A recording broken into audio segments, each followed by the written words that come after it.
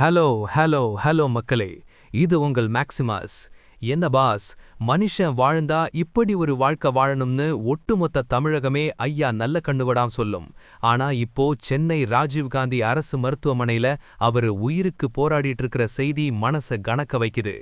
அவரை நேரில் போய் பார்த்த நடிகர் மன்சூர் அலிகான் ஐயாவோட நிலைய பார்த்து பேச முடியாம விம்மி விம்மி அழுதிருக்காரு. இதோ அந்த 7 ஜொலிக்கும் உருக்கமான தகவல்கள். 1. சென்னை ராஜீவ்காந்தி அரசு மருத்துவமனையில் சிகிச்சை பெற்று வரும் ஐயா நல்லக்கண்ணுவின் உடல்நிலை குறித்து விசாரிப்பதற்காக நடிகர் மன்சூர் அலிகான் நேரில் வருகை தந்தார். 2. ஐயாவின் சிறுநீரகம் செயலிழந்து விட்டதாக மருத்துவர்கள் கூறுகிறார்கள் என மிகுந்த வேதனையுடன் மன்சூர் அலிகான் தெரிவித்தார். 3. போராட்டக் களங்களில் கம்பீரமாக நின்ற ஐயாவின் முகம் தற்போது சிகிச்சை பலனின்றி கருத்து போய்விட்டதை பார்த்து மன்சூர் அலிகான் கண்கலங்கினார். 4.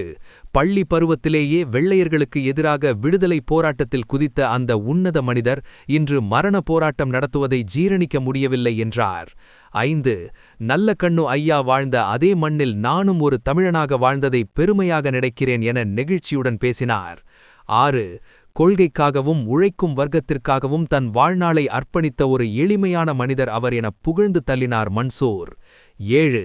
ஐயாவின் குடும்பத்தினரிடமும் மருத்துவர்களிடமும் அவரது தற்போதைய உடல்நிலை குறித்து விரிவாக கேட்டறிந்து ஆறுதல் கூறினார் மன்சூர் அலிகான். பாஸ், ஐயாவோட இந்த நிலைய பார்த்து மக்கள் சோஷியல் மீடியால என்ன சொல்றாங்க தெரியுமா? அரசியல்ல 1000 பேர் வரலாம் போகலாம், ஆனா காசுக்காகவும் புகழுக்காகவும் ஆசைப்படாத ஒரு அக்மார்க் புனிதமான அரசியல்வாதி ஐயா நல்லக்கண்ணு மட்டும்தான். அவர் குணமடைகிறது தமிழ்நாட்டுக்கே ஒரு பெரிய ஆசீர்வாதம் என்று ஒரு நெகிழ்ந்து போன நெட்டிஃபன் நெகிழ்ந்தார்.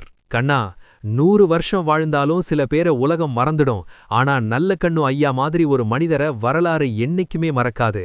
அவரோட அந்த தியாக வாழ்க்கை மன்சூர் அலிகான் மாதிரியான ஒரு யதார்த்தமான மனிதரையே அழ வச்சிருக்கு. 2026ல ஐயா பூரண குணமடைந்து மீண்டும் கம்பீரமா மேடையில பேசணும்னு அந்த இயற்கையை வேண்டிப்போம் pass. A legend who fought for us is now fighting for his life. The soul of Tamil Nadu stays with him, boss. ஐயா நல்லக்கண்ணு அவர்களின் உடல்நிலைக்காக நாம் அனைவரும் பிரார்த்திப்போம்.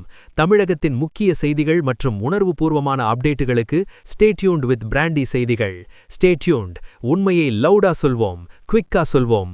This is Maximus signing off. Keep watching. Bye bye. ஐயாவுக்காக 1 நிமிடம் மௌனம் காப்போம் pass.